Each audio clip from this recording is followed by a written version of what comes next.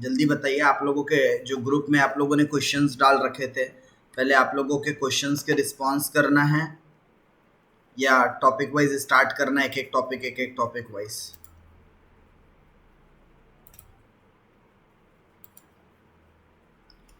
To way communication होगा। Sir yes, two way communication होना sir चाहिए, आप राइट? टॉपिक वाइज ही ले लीजिए क्योंकि अभी कोई प्रॉब्लम तो बोल नहीं रहा है। क्या चीज? सर आप टॉपिक वाइज ले लीजिए। आप टॉपिक वाइज रिविजन्स ले लीजिए, ठीक है। चलिए, आदर्श, ईशा, काजल, आदित्य, मृणाली, ईशा, करंटली अभी इतने लोग कनेक्टेड है। आनंदा भी कनेक्ट हो गई है। होप बाकी लोग भी वेरी सुन कनेक्ट हो जाए। चलिए, मैं यूनिट वाइज, ये आप लोगों के पास ग्रुप में ये नोट्स भी आई होंगी, आउटकम बेस्ड जो क्वेश्चंस है, जो कि 2018-19, जो कि कोविड के पहले जो फर्स्ट टाइम जब सिलेबस आया था, तो ये उस समय का आउटकम बेस्ड यूनिवर्सिटी ने अपने साइड से कुछ क्वेश्चंस रिकमेंड किए थे। तो पहले उन क्वेश्चंस को देखते हैं, क्योंकि कुछ कुछ क्वेश्चंस एज इट इज इस आउटकम बेस से भी क्या करता है, उठा के थ्रो करता है। शायद आप लोगों ने अगर नोटिस किया होगा प्रीवियस पेपर्स के अंदर, तो इधर से भी क्वेश्चन उठा लेता है वो। करेक्ट। चलिए, तो मैं बात कर रहा हूँ अभी कहाँ पर, आप लोगों के यू मॉड्यूल नंबर 1 की। ठीक है, करेक्ट। अभी मैं मॉड्यूल नंबर 1 की बात कर रहा हूँ। तो मॉड्यूल नंबर 1 में आपके पास टॉपिक तो खूब सारे, लेकिन हम लोगों ने फोकस किसको किया है? AS2। हमारा फोकस पूरा का पूरा किसके तरफ है? Valuation of inventory.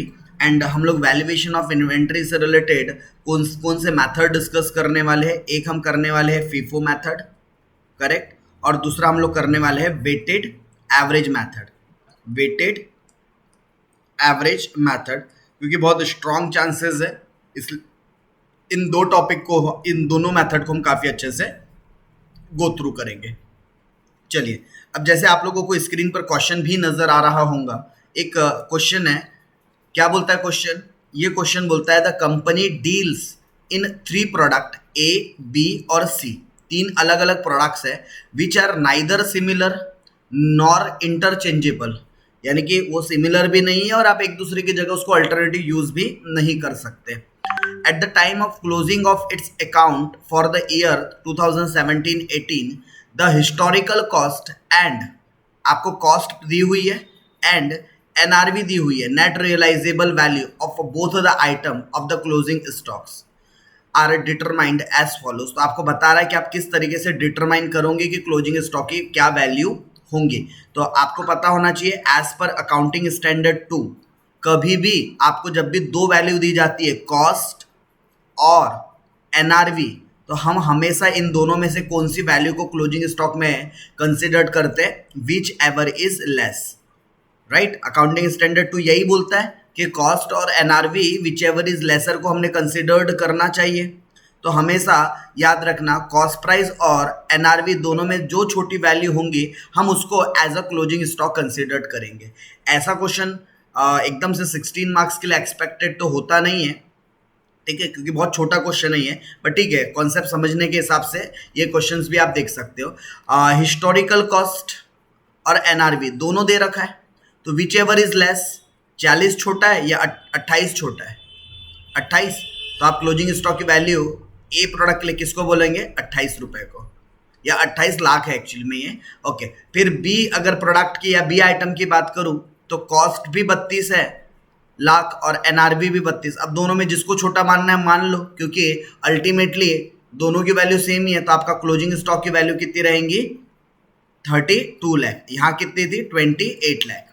अच्छा, अब इन दोनों में 16 लाख और 24 लाख, तो दोनों में छोटी वैल्यू कौन सी है? 16 लाख। तो 16 लाख आपके क्या कहलाएंगे? क्लोजिंग स्टॉक की वैल्यू।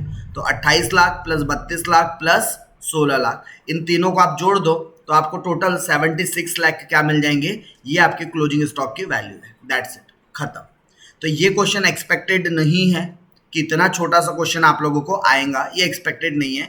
ये ऐसा क्वेश्चन 4 मार्क्स के लिए वेरी शॉर्ट प्रॉब्लम्स में आते हैं, ठीक है, लेकिन एक नॉलेज डेवलपिंग क्वेश्चन था। ओके, दूसरा क्वेश्चन इसी से रिलेटेड दिया गया है आपको, करेक्ट। क्या बोला है दूसरा question? Sony Pharma ordered 12,000 kg of certain material. Sony Pharma ने क्या किया बोलता है? 12,000 kg of certain material order किया 80 रुपए किलो के हिसाब से, ठीक है, तो टोटल इनका परचेज प्राइस कितना हो गया, 12,000 केजी इंटू 80 रुपए के हिसाब से 9,60,000 का सामान खरीद के ला रहे, मल्टीप्लाइड कर दिया।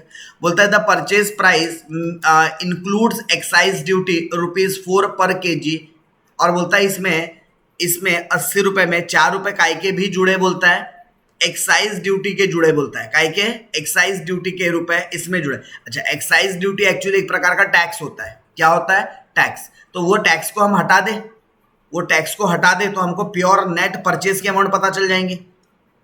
हमको क्या पता चल जाएगा, हमारा नेट परचेज कितने का है वो। तो हमने यहाँ से टैक्स की अमाउंट हटा दिया जो 4 रुपए जुड़ी हुई थी।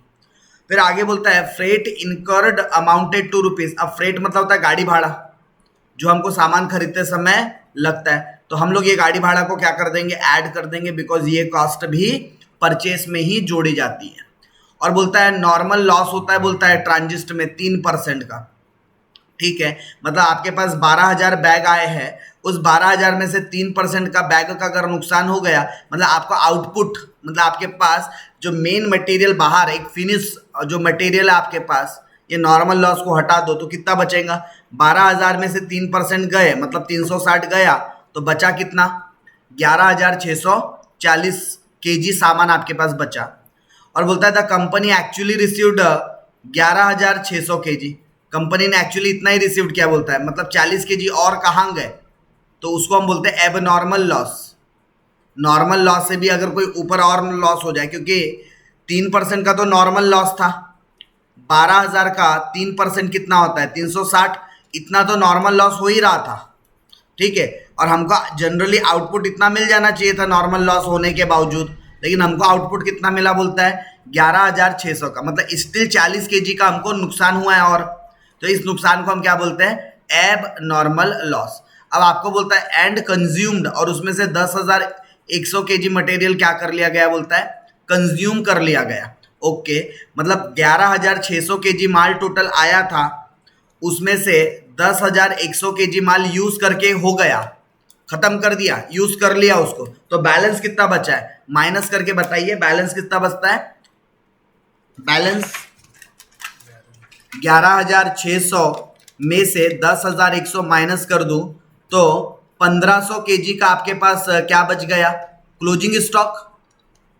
और एक का रेट कितना है, 85 रुपए। सर ये 85 कहाँ से आया, देखो आपने 9,89,400 की कॉस्ट निकाला था, ये कॉस्ट कितने यूनिट्स की कॉस्ट थी, 11,640 की, क्योंकि 40 का तो एबनॉर्मल लॉस हुआ ना, इतना जो खर्चा हुआ हमको कितने यूनिट्स के लिए बियर करना पड़ा, 11,640।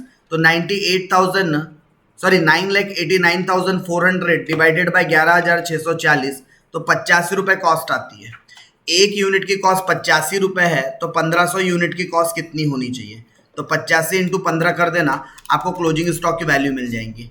ये कितनी आ रही है, 3,000 नहीं, कितनी आ रही है, 85 into 1,27,500, this is your closing stock value, closing stock value. और 40 क्वांटिटी का नुकसान हुआ था क्या, तो 40 इंटू 85 कर दोगे तो ये एबनॉर्मल लॉस की भी अमाउंट मिल जाएंगी, काहे की एबनॉर्मल।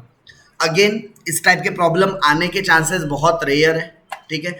ये भी एक प्रॉब्लम दे रखा है, अगेन इस टाइप के नहीं, मैं डायरेक्टली जो टाइप के क्वेश्चन आ सकते हैं ना अब उधर जंप कर रहा हूँ। ये सब आप लोगों के एक माइंड बेस्ड क्वेश्चंस है, जो क्वेश्चन इन्वेस्टमेंट इस पर्टिकुलर टॉपिक से आ सकता है, जो कि फीफो मेथड से रिलेटेड है, ओके। तो यहाँ पर वैल्यूएशन ऑफ, एक मिनट,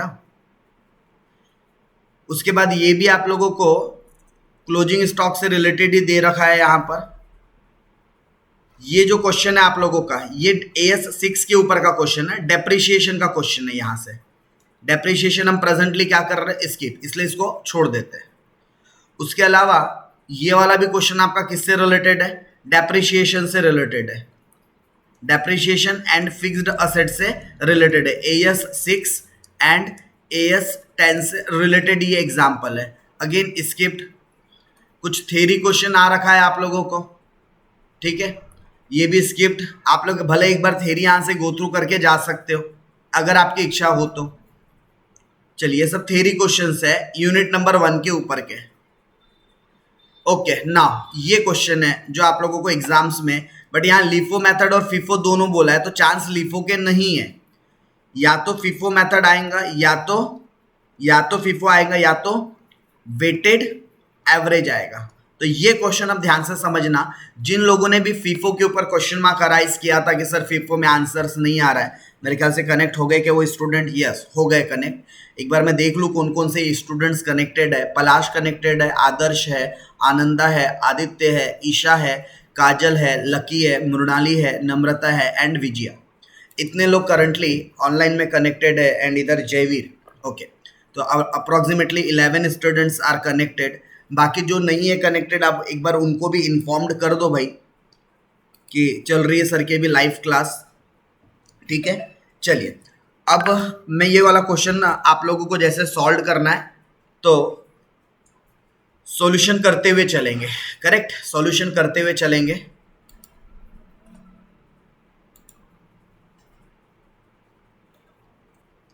चलिए, सो दोनों स्क्रीन आप लोगों को विजिबल है। मैं ये क्वेश्चन नंबर जो 11 है ये सॉल्व करके दे रहा हूं आप लोगों को। ठीक है, ये एग्जाम्पल नंबर 11 जो कि वैल्यूएशन ऑफ इन्वेंट्री से रिलेटेड है। ठीक है, तो जब भी आप सॉल्यूशन करने बैठोगे, आप चाहो तो मेरे साथ साथ आप लोग भी सॉल्यूशन कर सकते हो। क्या बोला है क्वेश्चन के अंदर? आपको बोलता है from the following data find out the value of inventory. आप लोगों को क्या करना है? आप लोगों को कैलकुलेट करना है। तो हेडिंग दे देते हैं calculation of value of inventory, value of inventory on कब? 30 मार्च 2009। ठीक है, इस डेट के लिए आप लोगों ने क्या करना है? वैल्यूएशन करना है। तो उसके लिए आप क्या बनाओगे? स्टेटमेंट ऑफ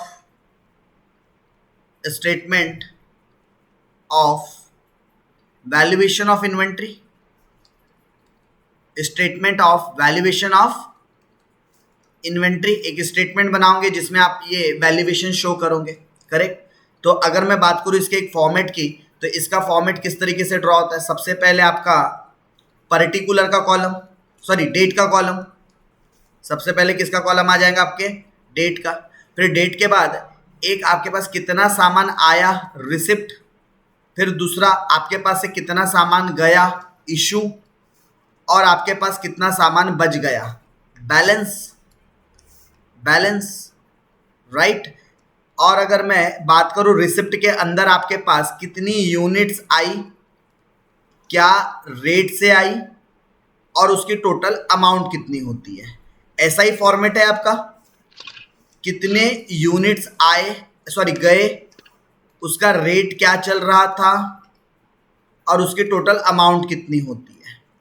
कितने यूनिट आए, बचे, उसका रेट क्या है,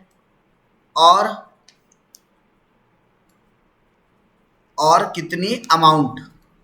करेक्ट। चलो, तो सबसे पहले अगर मैं बात करूं, ये एक रफली आपने क्या कर लिया होगा, फॉर्मेट बना लिया। एंड होप कि आप लोग भी साइमल्टेनियसली सॉल्व कर रहे हो। आपकी स्क्रीन पर मैंने दोनों चीज लगा के रखी है। ये क्वेश्चन का पार्ट है और साइड में सेकंड स्क्रीन पर हम क्या भी कर रहे हैं, उसका सॉल्यूशन भी देखते हुए चल रहे हैं। करेक्ट। चलिए, कहीं पर भी किसी को कोई भी डाउट्स है, आप बीच में अपना माइक ऑन करके आप लोग चाहे तो क्वेश्चन रेज कर सकते हैं, या फिर चैट बॉक्स के थ्रू भी आप अपना क्वेश्चंस क्या कर सकते हो, रेज कर सकते हैं। आप लोगों के पास चैट का ऑप्शन है, तो आप लोग चैट बॉक्स के थ्रू भी क्या कर सकते हैं, अपना क्वेश्चन रेज कर सकते हैं। राइट। चलिए, तो सबसे पहले क्या बोलता है, अपन कौन सी मेथड से बनाने जा रहे हैं? तो हम लोग फीफो मेथड से बनाने जा रहे हैं। ठीक है, कौन सी मेथड से सॉल्व करने जा रहे हैं? फीफो। और इसमें वेटेड बोला नहीं है, बट ये क्वेश्चन मैं वेटेड से भी आपको करके बता दूंगा। राइट। चलिए, क्या बोलता है, 1 अप्रैल 2009 को परचेज किया गया। तो बात हो रही है 2009 की, महीना है अप्रैल का। ठीक है, महीना कब का है? अप्रैल का, और तारीख है पहली। ओके, सो 10 यूनिट खरीदा गया बोलता है। परचेज किया तो सामान आएगा, तो रिसिप्ट में लिखना चाहिए आपने 10 क्वांटिटी। और रेट क्या था इसका? 70 रुपए। इसका रेट कितना है? 70 रुपए। तो अमाउंट कितनी आ जाएंगी? 10 इंटू अगर 70 करूं तो अमाउंट कितनी आ जाएंगे? 700 हो गया। फिर 10 तारीख का हिसाब, 10 तारीख को कुछ गया क्या? नहीं। ओके, 10 आया था तो वही हमारे बैलेंस है भी। 10 तारीख को इतना बैलेंस बच गया 10 क्वांटिटी का, 70 रुपए के भाव से। टोटल वैल्यू कितनी आ जाती है? 700 रुपए। यहां पर 1 अप्रैल का हिसाब क्या हो गया, खत्म, डन। अब उसके बाद आगे बढ़ते हैं, दूसरी तारीख 6 तारीख की है, दूसरी नेक्स्ट डेट कौन सी है, 6। तो अगली तारीख है 6 तारीख। अब 6 तारीख को क्या हो रहा है, सोल्ड कर रहे हो आप यूनिट्स, बेच रहे हो, बेच रहे हो तो सामान आएगा या आपके पास से जाएगा। अगर आप सोल्ड कर रहे हो तो सामान रिसिप्ट में आना चाहिए या इशू में आना चाहिए, गुड, कहाँ आना चाहिए, इशूड में आना चाहिए, क्योंकि बेच रहे हो तो सामान जाएगा।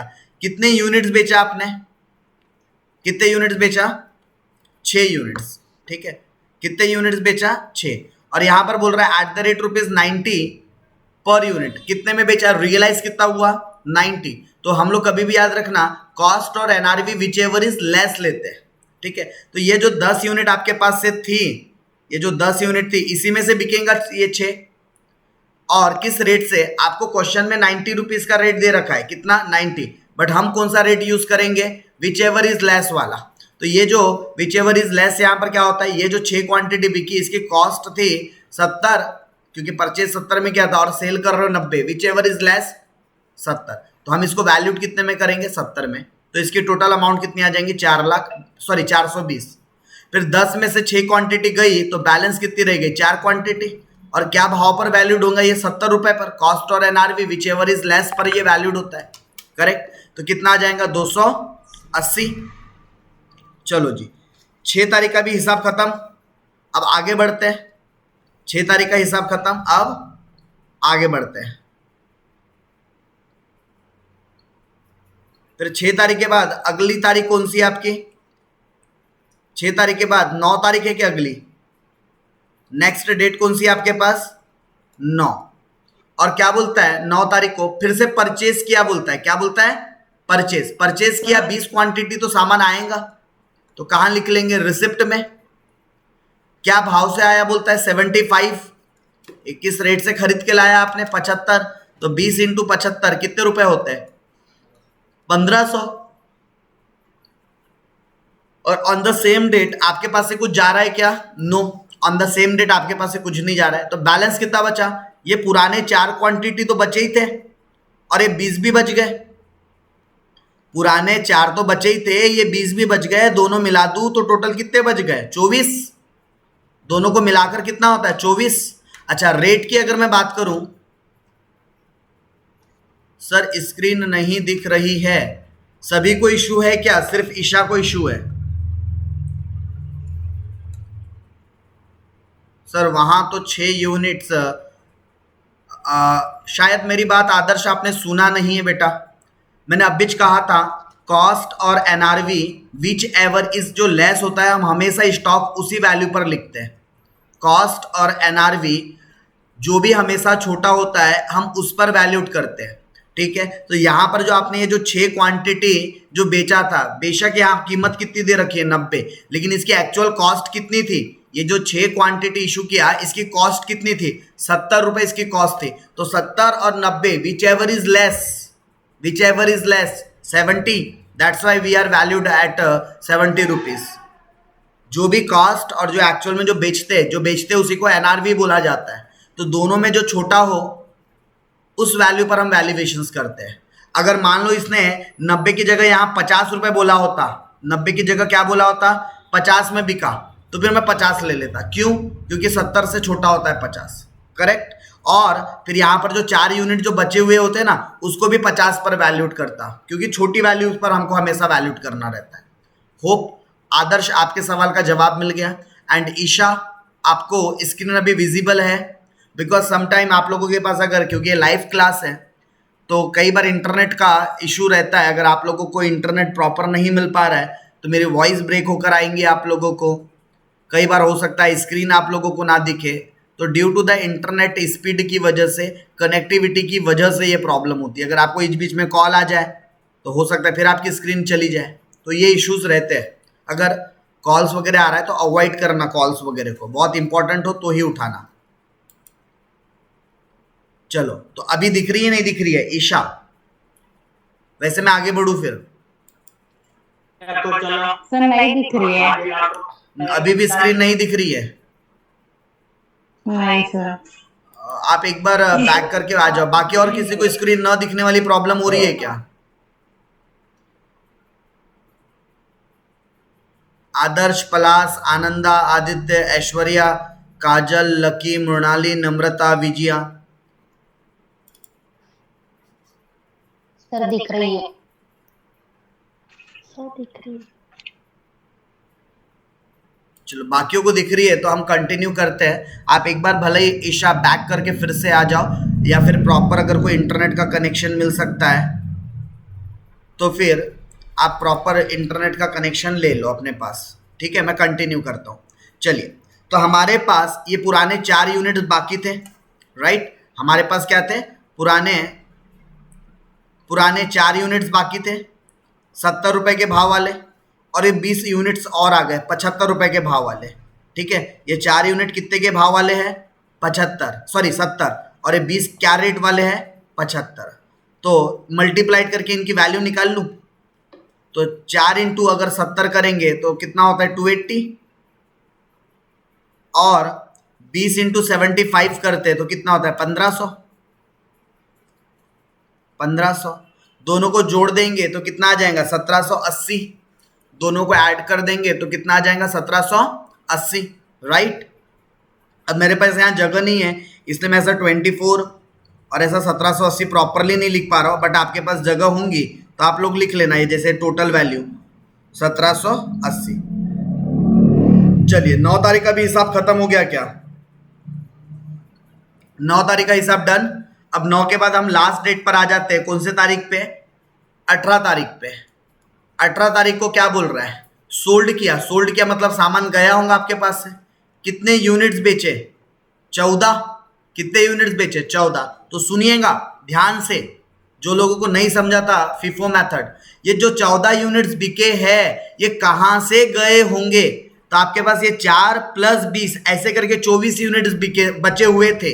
तो पहले जो आया वो पहले बिकेगा, मतलब ये 14 में पहले ये 4 यूनिट्स बिकेंगे आपके, कौन से, ये वाले 4, क्योंकि हम कौन सी मेथड को फॉलो कर रहे हैं, फिफो। आप ये वाला सॉल्यूशन मत देखना भाई, ये लिफो मेथड से सॉल्व किया गया है। कोई लोग अगर इस सॉल्यूशंस को देख रहे होंगे तो ये सॉल्यूशन को मत देखना, ये कौन से मेथड से किया गया सॉल्यूशन है, लिफो मेथड से किया गया है। ठीक है, फिफो मेथड शायद उन्होंने इधर नीचे करके रखा है।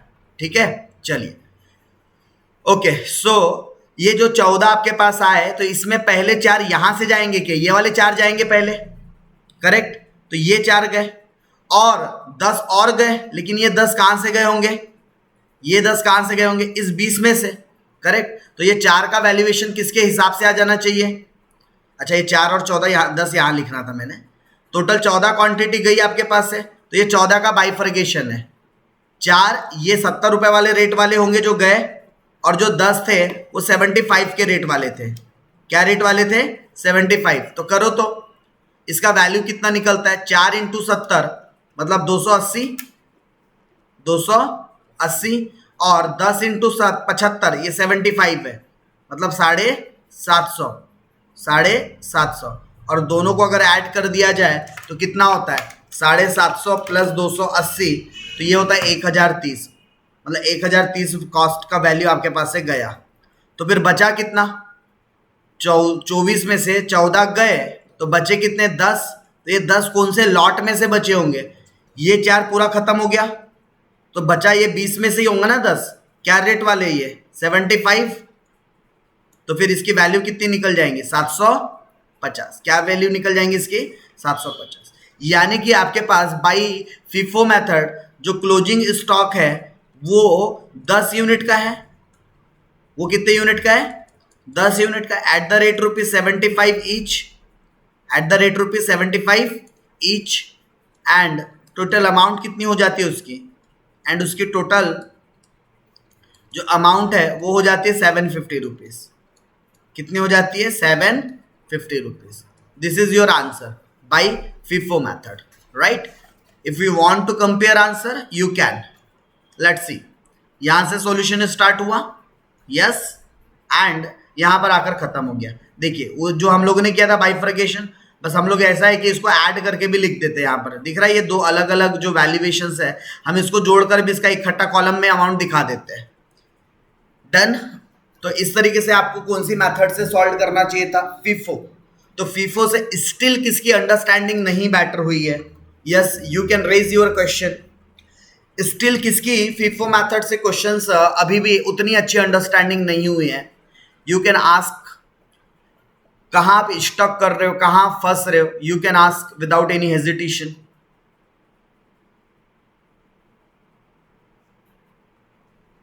यस नम्रता, समझा क्या अभी आपको?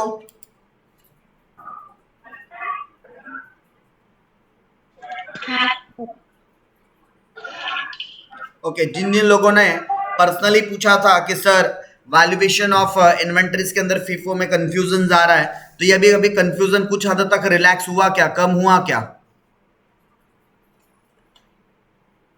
इसी क्वेश्चन को अगर मैं वेटेड मेथड से करने जाता, द सेम क्वेश्चन इफ हम कौन सी मेथड से सॉल्व करते हैं, अगर सेम क्वेश्चन अगर हम सॉल्व करते हैं बाय वेटेड एवरेज मेथड, तो फिर ये क्वेश्चन कैसे सॉल्व होता है जरा वो भी देखिएगा, ठीक है, जरा वो भी देखिएगा। अगर सेम क्वेश्चन मुझे कौन से तरीके से करना होता बाय वेटेड एवरेज, तो सुनिएगा कैसे करते हैं सॉल्व। ये राज सवाल आपका, यही था सवाल। अगर सेम क्वेश्चन मैं वेटेड मेथड से करता तो किस तरीके से सॉल्व कर लेता, जरा ध्यान दीजिएगा यहां पर।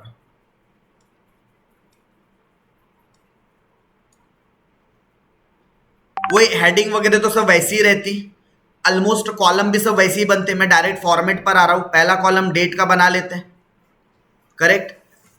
डेट के बाद दूसरा एक इश्यूज का कॉलम रहता, रिसिप्ट का पहला, रिसिप्ट के बाद दूसरा रहता आपका इशू का कॉलम, और इश्यूज के बाद तीसरा कॉलम रहता बैलेंस का। तीसरा कॉलम काय का रहता, बैलेंस का, ठीक है। मैंने इशू वाला कॉलम कुछ ज्यादा ही बड़ा बना दिया।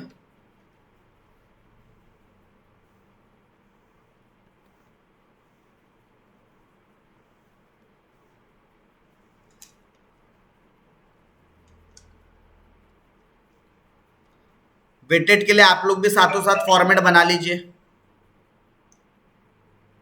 सबसे पहले यहां पर आप लोगों के यूनिट्स आ जाएंगे, यूनिट्स के बाद रेट, एंड रेट के बाद अमाउंट, रेट के बाद अमाउंट, यूनिट, रेट, अमाउंट,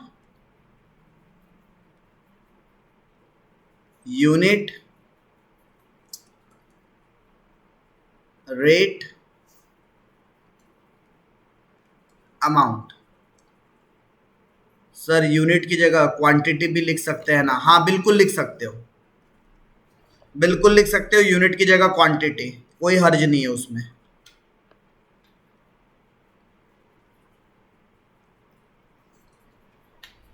चलिए थोड़ा सा स्लो हो रहा है लगता है सिस्टम, बिकॉज राइटिंग उतनी प्रॉपरली नहीं हो पा रही है। चलिए पहले अभी देखते हैं, क्योंकि कुछ स्लो डाउन हो रहा है, थोड़ा स्लो लिख रही है यहाँ पर स्क्रीन पर चीज़ें। ओके तो ये 1 अप्रैल 2009 की बात हो रही है। तो 1 अप्रैल 2009 को क्या हुआ, सामान खरीद के लाया गया, कितनी क्वांटिटी, कितनी यूनिट्स, 10, क्या रेट से 70, तो टोटल अमाउंट कितना हो गया 700। कुछ इशू हुआ क्या? नहीं। तो पूरा इतना बैलेंस बच गया क्या? यस 10 क्वांटिटी का बैलेंस बच गया 700 के, सॉरी 70 के भाव से। टोटल कॉस्ट कितनी हो गई इसकी 700।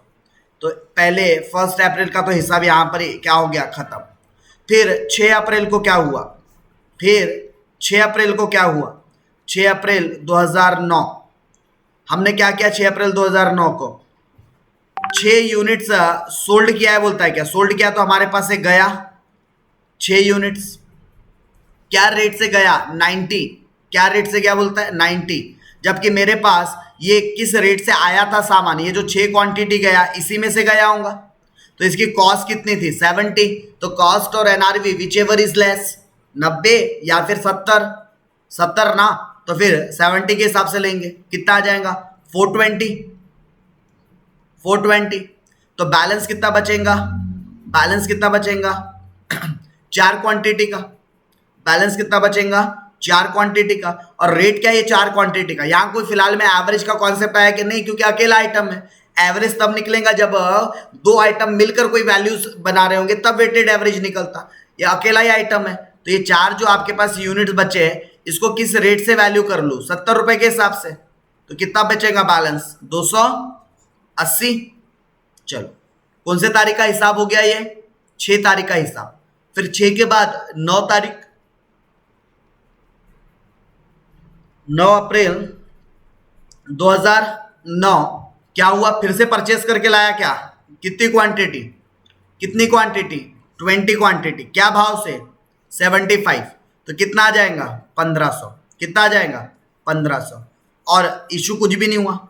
तो ये 20 क्वांटिटी और ये 4 क्वांटिटी दोनों मिल गए तो हो गई टोटल मिला के 24 क्वांटिटी। कितनी, 24 क्वांटिटी।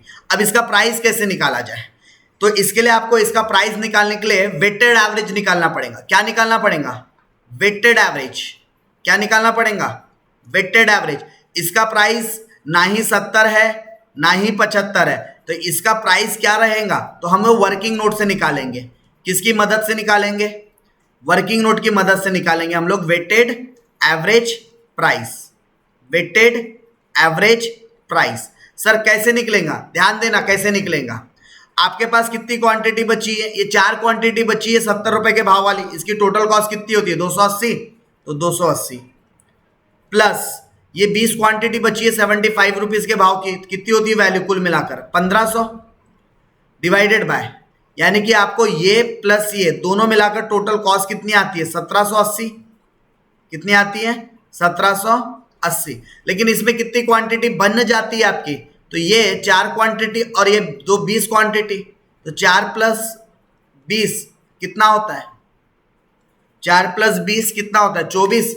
मतलब आपको 1780 रुपए की कॉस्ट लग रही है फॉर 24 यूनिट्स के लिए। तो आपका जो एवरेज प्राइस निकलेगा वो कैसे निकलेगा, 74.166666 आ रहा होगा। मैं राउंड फिगर इसको 74 रुपए 17 पैसे कर लेता हूं, करेक्ट। तो ये हो गया, आप वर्किंग नोट के थ्रू क्या कर लिया आपने, वेटेड एवरेज प्राइस निकाल लिया। बट आप डायरेक्ट भी निकाल सकते थे। सर कैसे, ये भी कॉस्ट लगी आपको जो क्लोजिंग स्टॉक के तौर पर आपके पास है, ये भी कॉस्ट लगी, दोनों को जोड़ दो तो दोनों का टोटल बैलेंस कितना हो जाता है 1780, और पर यूनिट का रेट यहां निकाल दो। कैसे निकलेगा पर यूनिट का रेट, 1780 डिवाइडेड बाय 24, तो अल्टीमेटली वही वैल्यू आ जाती है 74.17। डन। 9 तारीख का भी हिसाब खत्म। अब 9 के बाद सीधा हम पहुंच गए कहां, अपने मंजिल के पास, 18 तारीख 2009। अब बोलता है इस तारीख को सोल्ड किया गया, मतलब आया तो कुछ भी नहीं, आया तो कुछ भी नहीं, लेकिन सोल्ड किया तो गए क्या हमारे पास से, कितनी क्वांटिटी गई, कितनी क्वांटिटी गई 14, और 21 रेट से गई होंगी। तो देखो ये 14 इस 24 में से गए होंगे क्या, इस 24 में से 14 गए होंगे, तो इस 24 की वैल्यू कितनी हमने रखा है 74 रुपये 70 पैसे, तो ये भी किस भाव से जाएंगे। यहाँ क्या लिखा है देखो, यहाँ पर सेलिंग प्राइस कितनी लिखी है 100, बट हम लोग अब मुझे बताओ 100 रुपए और 74 रुपए, विच एवर इज लेस, 100 रुपए और ये 74 रुपए, विच एवर इज लेस, ये वाला ना 74 रुपए 17 पैसे। तो इसको वैल्यू कितने भाव पे कर लेंगे, इसको वैल्यू कर लेंगे 74.17, ये 17 है। निकाल लो कॉस्ट, 14 इंटू 74.14 कितना होता है, ये होता है 1037.98 आ रहा है। तो राउंड फिगर करके उसको 1038 कर देते हैं। राउंड फिगर करके हमने क्या कर दिया उसको 1038, ठीक है। अब बैलेंस कितना बचा हमारे पास, 24 में से 14 गए तो बैलेंस कितना बचा 10, बैलेंस कितना बचा 10, और ये 10 को भी क्या भाव पर वैल्यू कर लेंगे 14 रुपए 17 पैसे। तो आंसर कितना आ जाएगा 741.7, ये आपका बैलेंस आ जाएगा। यानी कि अगर आप वेटेड एवरेज से अगर सॉल्व करते तो आपके पास भी 10 यूनिट ही बचते, लेकिन अब वैल्यू कितनी आ जाती है 7141.7। ये 10 यूनिट की कॉस्ट आती है 7,741.70। ये वेटेड एवरेज से हुआ। चलिए जल्दी से मुझे रिस्पॉन्ड करके बताइए आप लोग, वेटेड एवरेज का एक कॉन्सेप्ट दिमाग में बैठा या नहीं बैठा, और फीफो मेथड का कॉन्सेप्ट दिमाग में बैठा या नहीं बैठा। कितने लोगों को स्टिल इसमें कंफ्यूजन है, कितने लोगों को स्टिल इसमें क्लियरिटी नहीं आई है? जल्दी से चैट बॉक्स ऑन कीजिए या अपना माइक ऑन कीजिए और पूछिए कहां पर आप लोगों की गाड़ी अटक रही है। और अगर गाड़ी क्लियर होंगी तो मैं आगे बढ़ूंगा नेक्स्ट यूनिट की तरफ, यूनिट नंबर 2। और अगर आप लोग को लगता है सर कोई और प्रॉब्लम करवाओ फीफो और वेटेड का, तो मैं बोलता हूं आपके पास जो क्वेश्चन है लेकर आ जाओ, जो आप लोगों को क्वेश्चन पूछना है आपको क्वेश्चंस लेकर आ जाओ, अगर और क्वेश्चन देखने की आपकी इच्छा है तो। और नहीं है तो फिर हम लोग जस्ट अभी आप लोगों की 1-1.5 मिनट में ये वाली मीटिंग एंड हो जाएंगी, ठीक है? तो फिर हम नेक्स्ट सेशन स्टार्ट करेंगे और नेक्स्ट सेशन में फिर यूनिट 2 की बात करेंगे। नो प्रॉब्लम सर, आदित्य को कोई प्रॉब्लम नहीं है भाई। बाकी लोगों को क्लियर है क्या? अगर क्लियर है तो जल्दी से चैट बॉक्स में लिख दो क्लियर है सर। क्लियर है भी लिख दिए तो चलेगा, चलो सर भी मत लिखो। एक क्वेश्चन लीजिए, नम्रता क्वेश्चन आप ही भेज दीजिए ग्रुप में अपने, जो भी क्वेश्चन आपको लगता है पूछना चाहिए भेज दीजिए। ईशा को क्लियर है, विजया को क्लियर है, पलाश को भी क्लियर है, आनंदा क्लियर है। चलिए तो मुझे एक नम्रता के साथ बस एक प्रॉब्लम छोटी सी नजर आ रही है, बाकी तो क्लियर है बोल रहे हैं। तो नम्रता एक काम ऐसा भी कर सकते हैं हम लोग, इफ अगर आप सिंगल पर्सन ही हो जिसको डाउटफुल है थोड़ा बहुत भी, तो हम लोग एक काम करते हैं आपके साथ 1-to-1 इंडिविजुअली हम एडिशनल क्वेश्चन कर लेंगे। लाइक आफ्टर होल क्लास हम लोग क्या कर लेंगे, आपके साथ एक 1-to-1 क्लास कर लेंगे। फिर ये पूरा खत्म होने के बाद, अब ये खत्म होने के लिए 6 भी बच सकता है, 7 भी बच सकता है, 8 भी बच सकता है। जब तक ये पूरे 5 यूनिट को अच्छे से रिवाइज नहीं करेंगे तब तक के हम लोग आज की क्लास को खत्म नहीं करेंगे, फिर कितना भी बच जाए, ठीक है? डाटा का एडिशनल रिचार्ज करवा लेना। सर मैं आ रही हूं अभी, आ जाइए। चलो अभी ये वाली मीटिंग होंगी एंड हम लोग नेक्स्ट यूनिट के ऊपर बात करेंगे, ठीक है? नेक्स्ट यूनिट के ऊपर हम लोग बात करेंगे। वैसे यहाँ पर और आप लोगों को कुछ एडिशनल प्रॉब्लम दिए नहीं है, फिर ये सब ऐसे आने लायक प्रॉब्लम नहीं है, छोटे छोटे जो दिए ना ये डिप्रिशिएशन का प्रॉब्लम है। सीधा फिर इसके बाद हम लोग मॉड्यूल नंबर किधर आ जाएंगे, अभी 2 पर। नेक्स्ट क्लास में हम किसकी बात करेंगे? मॉड्यूल नंबर 2 की, राइट? चलिए तो अभी ये मीटिंग होने वाली है एंड फिर करेंगे हम लोग मॉड्यूल नंबर 2। मॉड्यूल नंबर 2 से आपको कैसे क्वेश्चंस पूछने वाले हैं जरा देख लीजिए आप लोग। ये रहा जी आपका मॉड्यूल नंबर 2, जहां से आपको क्वेश्चन किस चीज के ऊपर पूछने वाला है। तो आप लोगों को जो सवाल पूछने वाला है वो है आपका प्रिपरेशन ऑफ फाइनेंशियल स्टेटमेंट, जिसमें आप लोगों को profit and loss and balance sheet, ठीक है, न्यू कंपनी के हिसाब से बनाना है, 2013 के हिसाब से, करेक्ट? चलिए, student shall be able to prepare the financial statement and calculate the profit and loss of a firm at the end of the financial year. ये इन लोगों का ये करिकुलम है, ये एक्टिविटीज है आपको इस यूनिट के अंदर सिखाना। चलिए एक क्वेश्चन आया हुआ है और ये चैप्टर तो मोस्ट ऑफ द डिपेंड करता है आपके क्लासिफिकेशन के ऊपर। आधा सॉल्यूशन तो 80% सॉल्यूशन तो सिर्फ क्लासिफिकेशन पर ही खत्म हो जाता है। बचा कुचा जो 20-25% वाला पोर्शन है वो एडजस्टमेंट्स की वजह से आता है। तो चलिए मेरे साथ साथ आप लोग भी, इधर मैं क्लासिफाइड करके लिखते जाऊंगा और उधर आप भी अपने मन ही मन में गुनगुनाओगे कि ये चीज कहाँ क्लासिफाइड होती है, करेक्ट? चलिए तो सबसे पहले यहाँ पर क्या बोला गया है, Activa limited Ajmer was incorporated with a nominal capital. Sir अब ये नॉमिनल का मतलब ही क्या होता है? इसी का मतलब ऑथोराइज कैपिटल होता है। इसका मतलब क्या होता है?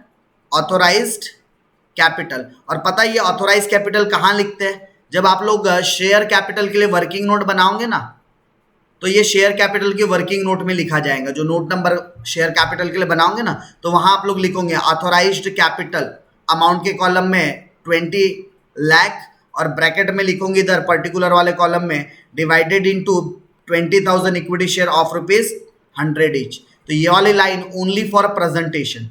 इस लाइन का इस्तेमाल हम लोग सिर्फ और सिर्फ किस चीज के लिए कर रहे हैं? प्रेजेंटेशन के लिए। सिर्फ और सिर्फ किसके लिए कर रहे हैं? प्रेजेंटेशन के लिए, राइट? चलिए बोलता है the following ledger balances have been extracted from their books as on 31 March 2018। और आप लोगों को कुछ जानकारी दे रखा है। सबसे पहले क्या दे रखा है, शेयर कैपिटल। देखो ये ऑथोराइज्ड है, ये सिर्फ प्रेजेंटेशन के लिए यूज होगा, इसकी टोटल कहीं भी काउंट नहीं होती है। एक्चुअल में शेयर कैपिटल की ये अमाउंट आपको दे रखी है। तो शेयर कैपिटल कहाँ जाता है, आपको पता है कहाँ आता है, बैलेंस शीट में। पूरा डिटेल लिखूं या डायरेक्ट हेड का नाम बताओ, क्या बोलते हो आप लोग, ऐसा पूरा लिखूं क्या, balance sheet, liability, equities and liabilities, फिर उसके अंदर शेयर कैपिटल, ऐसा लिख कर दूं या डायरेक्टली शेयर कैपिटल ऐसा लिख कर दूं, जल्दी बताओ। डायरेक्ट मेन हेड का नाम लिखकर बताओ या पूरी पूरी प्रोसीजर बताओ, पूरी डिटेल में लिखकर बताऊं, मेन हेड लिखकर बताओ। डायरेक्ट मेन हेड लिखो और बताओ। चलो ठीक है, फिर तो शेयर कैपिटल के अंदर आ जाता है आपका शेयर कैपिटल, ठीक है। लाइबिलिटी साइड में fully called up equity share लिखा है, तो ये ब्रैकेट में रहेंगी इंफॉर्मेशन, और एक्चुअल अमाउंट के कॉलम में कितना अमाउंट आ जाएगा आपका, 15 lakh, right, okay. Outstanding salary, outstanding salary, और देख लो यहाँ पर डेबिट क्रेडिट में क्लासिफाइड नहीं है, नहीं तो आप समझोगे कि ये साइड डेबिट का है, ये क्रेडिट का है। देखो यहाँ डेबिट ट्रायल बैलेंस नहीं है, ये सिर्फ लेजर बैलेंस दे रखे हैं, इसमें डेबिट क्रेडिट कुछ कहीं कुछ नहीं लिखा है। तो सिर्फ आपको अपना दिमाग लगा लगा के इनको क्या करना है, क्लासिफाइड करना है, समझ समझ के। आउटस्टैंडिंग सैलरी, तो आउटस्टैंडिंग सैलरी कहाँ जानी चाहिए, सैलरी का पैसा देना बाकी है तो कहाँ जाना चाहिए, ये अदर करंट लाइबिलिटीज के अंदर, अदर करंट लाइबिलिटीज के अंदर। लैंड कहाँ जाना चाहिए आपका, टेंजिबल असेट्स के अंदर। ट्रेडमार्क कहाँ जाना चाहिए आपका, इंटेंजिबल एसेट्स के अंदर। फिर उसके अलावा इन्वेस्टमेंट अलाउंसेस रिजर्व, तो ये कहाँ जाना चाहिए आपका, रिजर्व एंड सरप्लस के अंदर। कहाँ जाना चाहिए ये, रिजर्व एंड सरप्लस के अंदर। ट्रेड पेएबल कहाँ जाना चाहिए आपका, करंट लाइबिलिटी के अंदर, ठीक है। अच्छा, करंट लाइबिलिटी के अंदर भी ट्रेड पेएबल के नाम से हेड बना हुआ है, ट्रेड पेएबल के नाम से हेड बना हुआ है, राइट। फिक्स्ड डिपॉजिट, और ये क्रेडिट का फिक्स्ड डिपॉजिट है, क्रेडिट मतलब लाइबिलिटी साइड में जाना चाहिए। तो लाइबिलिटी साइड में हमने किसी से फिक्स्ड डिपॉजिट ले रखा होगा, तो ये कहाँ जाएगा, फिक्स्ड डिपॉजिट किसी और से हमने लिया होगा, तो ये हमारी उधारी है, बोरोविंग है हमारी, और 1 लाख रुपए है, तो अमाउंट के हिसाब से देखा जाए तो इसको आप लॉन्ग टर्म बोरोविंग में डाल सकते हो। आपने किसी से डिपॉजिट एक्सेप्ट कर रखा है, आपने उधार ले रखा है किसी से पैसा, तो ये कहाँ जाना चाहिए आपका, LTB में, नॉन करंट लाइबिलिटी के अंदर, लॉन्ग टर्म बोरोविंग्स के अंदर आ जाएगा। प्रोविजन फॉर टैक्सेशन, तो शॉर्ट टर्म प्रोविजंस के लिए आपका अलग से हेड बनाई है, शॉर्ट टर्म प्रोविजंस के लिए आपके पास क्या बना है, एक अलग से हेड बना हुआ है, शॉर्ट टर्म प्रोविजन, तो ये कहाँ चली जाएगा, शॉर्ट टर्म प्रोविजन में। करंट इन्वेस्टमेंट इन शेयर्स, आपने इन्वेस्टमेंट करके रखा है, वो भी काय में, शेयर्स में। अमाउंट थोड़ी छोटी नजर आ रही है, तो इन्वेस्टमेंट आपके लॉन्ग टर्म के भी होते हैं, शॉर्ट टर्म इन्वेस्टमेंट भी होते हैं, तो इसको कहाँ लिखेंगे हम, शॉर्ट टर्म इन्वेस्टमेंट में, क्योंकि अमाउंट छोटी है, करेक्ट। फिर उसके अलावा long term loan from central government, long term loan from मतलब आपने सेंट्रल गवर्नमेंट से लोन ले रखा है, तो कहाँ आना चाहिए ये, लॉन्ग टर्म बोरोविंग में, लाइबिलिटी साइड में। फिर है कैश ऑन हैंड, हाथ में पैसा है, तो ये कैश एंड कैश इक्विवेलेंट के अंदर, कैश एंड कैश इक्विवेलेंट के अंदर। फिर है deposit with customer authorities, custom authorities not customer, deposit with custom authorities, यानी आपने कोई पैसा डिपॉजिट कर रखा है किसके पास, कस्टम अथॉरिटीज के पास, यानी कि किसी और के पास आपने पैसे जमा करके रखे हैं, तो ये डिपॉजिट आपकी क्या है, एसेट्स, क्योंकि आपके पैसे किसी और के पास है, तो ये क्या है आपकी एसेट्स। तो आप लोग एसेट साइड में इसको कहाँ लिख सकते हो, डिपॉजिट को, डिपॉजिट के नाम से अलग से कोई हेड तो नहीं है, तो ये आप लोग इसको लिख सकते हो long term loan and advances के अंदर, क्योंकि एक प्रकार से ये जो डिपॉजिट है एडवांस अमाउंट होता है जो हम लोग किसी अथॉरिटीज को देते हैं। तो आपके पास एक ऑप्शन होता है एसेट साइड में long term loan and advances का, तो किसी को डिपॉजिट देना मतलब ही एडवांस में पैसे देना, तो ये कहाँ चली जाएगा आपका long term loan and advances, LTLA में चली जाएगा। अच्छा, फिर ये कॉल्स इन अरियर आ गया, क्या करेंगे कॉल्स इन अरियर को, शेयर कैपिटल में से माइनस, ये जो 15 लाख रुपए लिखोगे आप लोग वर्किंग नोट नंबर 1 में, तो उसमें ये कॉल इन अरियर क्या हो जाएगा आपका, माइनस हो जाएगा। करेक्ट, क्या हो जाएगा, माइनस हो जाएगा ये। फिर उसके अलावा बिल्स पेबल, ये बिल्स पेबल कहाँ जाता है आपका, ट्रेड पेबल में। बिल्स पेबल कहाँ आएगा, लाइबिलिटी के ट्रेड पेबल में। फिर उसके अलावा बिल रिसीवेबल कहाँ आएगा, ट्रेड असेट साइड में, ट्रेड रिसीवेबल में। फिर प्लांट एंड इक्विपमेंट कहाँ आएगा, टेंजिबल एसेट्स में। फिर उसके अलावा इंटरेस्ट अक्रूड ऑन इन्वेस्टमेंट, यानी कि आपको इन्वेस्टमेंट के ऊपर ब्याज लेना बाकी है, पैसे मिलने वाले, तो असेट्स है आपकी, तो इसको आप चाहो तो अदर करंट असेट्स के अंदर लिख सकते हो, other current assets, OCA, other current assets. Capital work in progress, तो वर्क इन प्रोग्रेस कैपिटल, तो ये आप लोगों का फिक्स्ड असेट्स के अंदर एक हेड ही है कि अलग से वर्क इन प्रोग्रेस के नाम से, फिक्स्ड असेट्स के अंदर एक हेड ही होगा आपका अलग से। मैंने इसमें एग्जांपल भी दिया था आप लोगों का, ये रोड जो कंस्ट्रक्शन चालू है उसका, ठीक है, वो टेंजिबल, इंटेंजिबल, उसके बाद थर्ड नंबर पर फिक्स्ड असेट्स में एक हेड आता है कैपिटल वर्क इन प्रोग्रेस, तो कहाँ जाएगा ये, कैपिटल WIP में ही चली जाएगा, इसके नाम से ही हेड बनता है अलग से। स्टॉक एंड ट्रेड कहाँ जाएगा, इन्वेंट्रीज में, कहाँ जाएगा, इन्वेंट्रीज में। अच्छा, फिर है मार्जिन मनी, नया नाम आ गया सर मार्जिन मनी। तो मार्जिन मनी का मतलब होता है सिक्योरिटी डिपॉजिट रखना कहीं पर। क्या होता है मार्जिन मनी का मतलब, वो कहीं पर हम डिपॉजिट रखते हैं ना, उसी को मार्जिन मनी कहा जाता है। तो मार्जिन मनी भी क्या है, डिपॉजिट, और हमने किसी और के पास रखा है ये डिपॉजिट, तो ये हमारे लिए क्या है, long term loan and advances, long term loan and advances. हमने लंबे समय के लिए किसी को एडवांस में ये डिपॉजिट रखने के लिए दे दिया है पैसे, उसी को मार्जिन मनी कहा जाता है। Stores and spheres, stores and spheres, आप चाहो तो स्टोर्स एंड स्पेयर्स को कुछ लोग टेंजिबल फिक्स्ड असेट्स में लिख लेते हैं, तो कुछ लोग इसको अदर नॉन करंट असेट्स के अंदर लिख लेते हैं। कुछ लोग स्पेयर्स है, छोटे छोटे पार्ट्स है, करंट असेट्स में डाल के खत्म कर देते हैं। सर आपने 3 पॉइंट बता दिया, हम कहाँ लिखे वो बताओ ना। तो आप लोगों ने एक स्टैंडर्ड अजम्पशन बना लो, स्टोर्स एंड स्पेयर्स, क्योंकि छोटे छोटे पार्ट्स होते हैं किसी भी चीज के, तो इसको हम लोग अदर करंट असेट्स के अंदर लिखेंगे। कहाँ लिखेंगे, अदर करंट एसेट्स के अंदर लिखेंगे। देखो एग्जाम में भी ऐसे कभी ऐसे कंफ्यूजन वाले पॉइंट है ना, ये क्लियर करना कि ये एसेट्स में जाता है या लाइबिलिटी में जाता, इनकम में जाता है या एक्सपेंसेस में जाता, और उसके हिसाब से क्लासिफाइड कर देना चाहिए आपने। चलिए फिर इधर आ जाते हैं, डिबेंचर रिडम्पशन रिजर्व, नाम में रिजर्व है, कहाँ जाना चाहिए, reserve and surplus. Provision for gratuity, आपने ग्रेच्युटी देने के लिए प्रोविजन बना रखा है, तो ये जनरली लॉन्ग टर्म्स के लिए होते हैं। ग्रेच्युटी को तुरंत नहीं देना पड़ता, ये लंबे समय के लिए बनाना पड़ता है, तो ये कहाँ चले जाएगा, लॉन्ग टर्म प्रोविजंस के अंदर। लाइबिलिटी साइड में आप लोग लॉन्ग टर्म प्रोविजंस के नाम से बनाते हो, हेड्स लिखते हो, करेक्ट। व्हीकल्स कहाँ जाना चाहिए, टैंजिबल असेट्स, कहाँ आना चाहिए, टैंजिबल असेट्स। सिक्योरिटी डिपॉजिट्स, आपने डिपॉजिट रखा है कहीं पर, long term loan and advances. Trade receivable, इसके नाम से तो हेड ही होता है, ट्रेड रिसीवेबल। 6% डिबेंचर, 6% डिबेंचर, ये डेप्ट आपका लॉन्ग टर्म बोरोविंग में, लाइबिलिटी साइड में लॉन्ग टर्म बोरोविंग, आपने डिबेंचर इशू कर रखे, आप कंपनी हो। Goodwill, intangible assets, goodwill, intangible assets. Bank balance with current account, cash and cash equivalent में, cash and cash equivalent. Other income received in advance, पैसे आपको advance में मिल गए, लाइबिलिटी बन गई आपकी, other current liability, other current liability.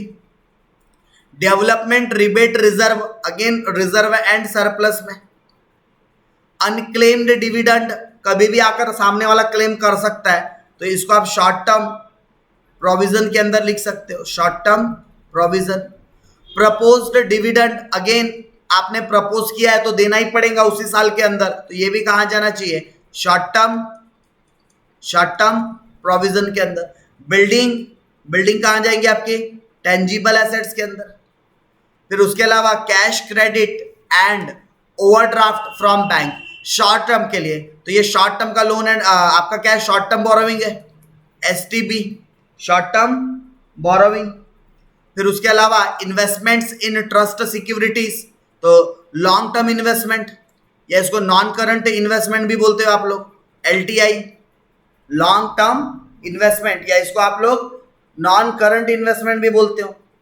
फिर है इंश्योरेंस कैरी फॉरवर्ड, पुराना इंश्योरेंस था वो कैरी फॉरवर्ड हो रहा है, मतलब ये प्रीपेड होगा, कोई इंश्योरेंस का पैसा हमने एडवांस में दे दिया होगा तभी तो कैरी फॉरवर्ड हो रहा होगा, राइट। तो इंश्योरेंस कैरी फॉरवर्ड असेट्स है, बिकॉज प्रीपेड करके रखा है हमने, पहले से पेड करके रखा है, तो कहां जाना चाहिए, other current assets, other current assets. फिर है प्रॉफिट एंड लॉस का सरप्लस, तो ये तो रिजर्व एंड सरप्लस में जाता है। फिर उसके बाद है furniture and fixture, tangible assets, tangible assets. Loan to director, हमने दिया है लोन टू डायरेक्टर, डायरेक्टर्स को हम लोन दे रहे हैं, तो असेट साइड में आप इसको चाहे तो short term loan and advances के अंदर लिख सकते हो, STLA। Preliminary expenses, non current assets, non current assets के अंदर आ जाता है।